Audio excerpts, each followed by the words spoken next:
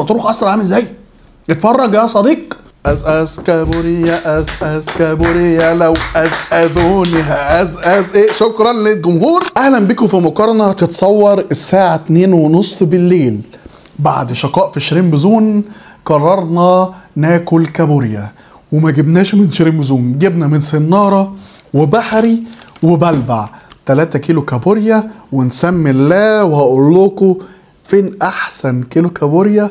اصل الوقت ده وقت نقنقه. في كيلو كابوريا هنا عند سناره، مطعم سناره ب 615 جنيه. بحب اعمل مقارنات، احب اجرب المطاعم غيري واديها حقها، بحيث ان الناس ما تبقى عارفه ان مش بس شريمب زون اللي شغال، في 100,000 مطعم، وسناره له تاريخ وكابورياته لها ريحه جامده قوي.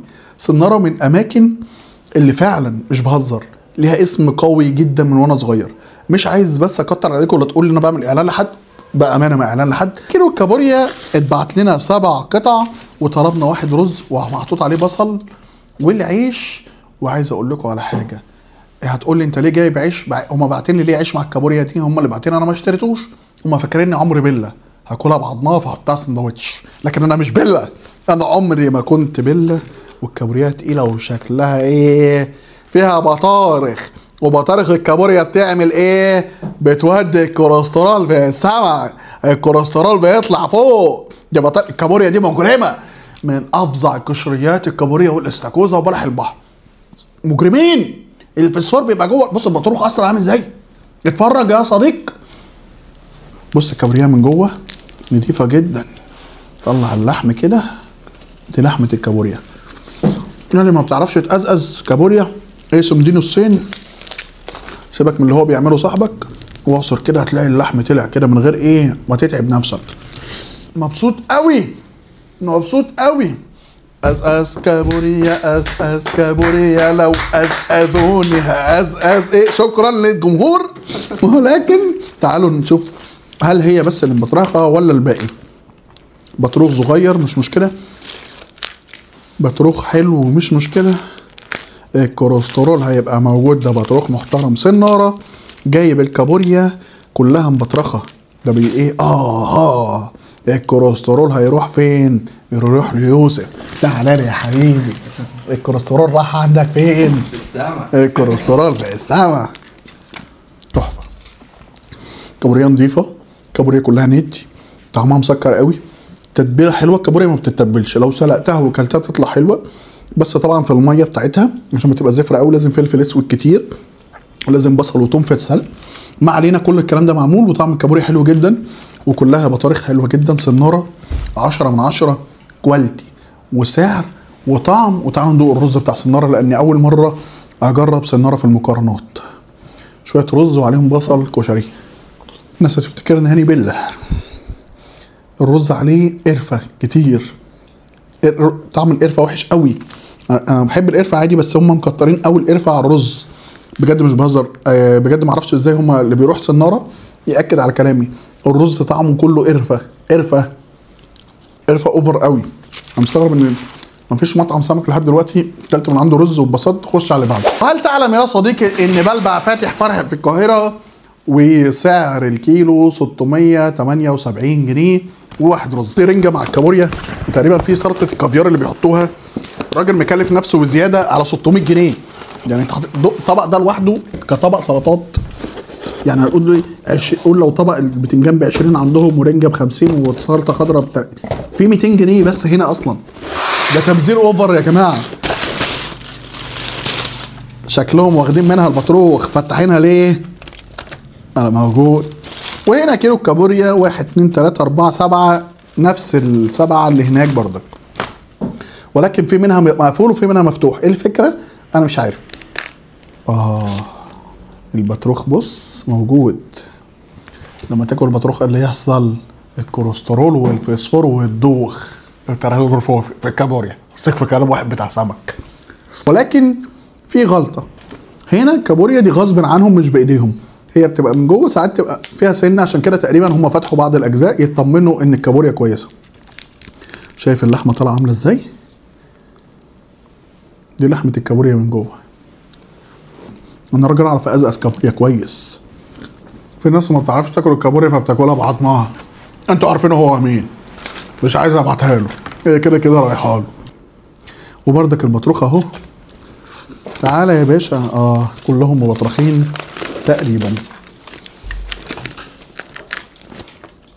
بص، دي كانت حامل في الشهر التاسع، كانت يومين وهتولد بس اصطادوها، ما ادوهاش فرصه، ما رحموهاش. كابوريا نتي ايه؟ ليه بقى اصلا يا جماعه تقولي دلوقتي يا هاني اصل هم عارفينك فبعت لك الكابوريا؟ ده انا ببقى اشتري كابوريا ما بتطلعش كده يا عزيز. انا قلت في كل فيديوهات السمك اللي فاتت من شهر 11 او يمكن من شهر 10، او عايز اقول لكم ان من يمكن من نص 9 السمك كله مبطرخ لحد اخر 2، مش هتلاقي بطارخ تاني، واخر واحد كمان مش هتلاقي بطارخ تاني بجد. فالكابوريا الفتره دي مبطرخه، حتى لو فيما بعد مش هتلاقوا كابوريا مبطرخه، لان خلاص هي فتره وخلاص. انا نكسر. بص شايف الرجل دي اكتر رجل فيها لحم، تكسرها كده زي ما هي هتطلع معاك كده، هي سيم كده ودوس هتطلع اللحم اهو اهو اهو من هنا كده من الاطراف دي، اضغط ضغطه جامده هتطلع لك اللحم اللي فيها كله اهو اهو. هات لي رغيف عيش، رغيف عيش يا صديقي. بص تعالى نعمل كده، طلع منها اللحم، اعمل لك سندوتش كابوريا. هتقول لي يا هاني ده شغل بقى ايه يعني كده اهو؟ اقول لك يا باشا مالكش دعوه، انا جاي بالليل الساعه 3 الفجر ادلع نفسي، ما تشيلش هم خالص، سيبني كده ايه واطلع انا اللحم بصوابعي واستمتع. هات لي بقى نص كده جديد. بس الكابوريا عنده تحسها ايه تخينه كده صح؟ تحس ان الكابوريا عنده فيها الرمه. تعالى يا عم اوعى ما تقعش، تنزل على الطحينه يا عم، اني اول مره في حياتي اعملها. سندوتش الكوليسترول، سندوتش العيش مسكر مع طعم الكابوريا والبطريق مسكر قوي. نجرب الرز بتاعهم وناخد كده فص كابوريا، نقول له انزل لنا كده دوقنا الكابوريا بالرز.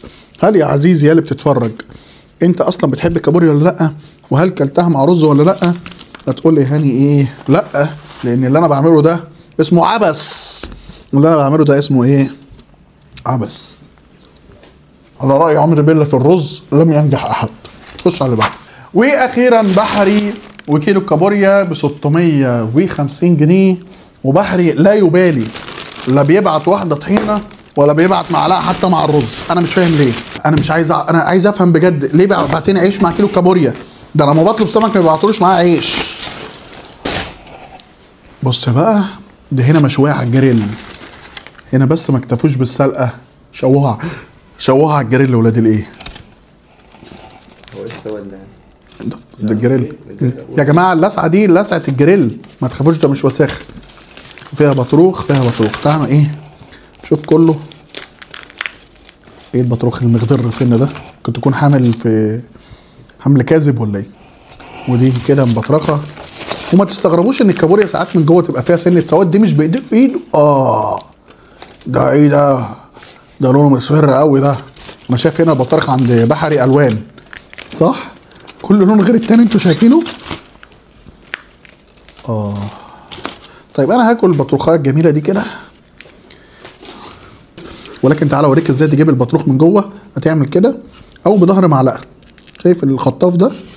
بس ايه اهو كده. نجيب بتاع الفرده التانيه، تعالى اقطع الجلده دي خالص، قول له تعالى هات لي البطروخ من جوه عشان مش عارف اجيبه، انا راجل ذوق. ده البطروخ، تيست الشوي موجود شويه، ولكن طعم الكابوريا عارف تدخينه، عارف لما يكون حاجه عليها صوص باربيكيو او مدخن، طعم الجريلايه مغيره طعم الكابوريا شويه ولكن حلوه.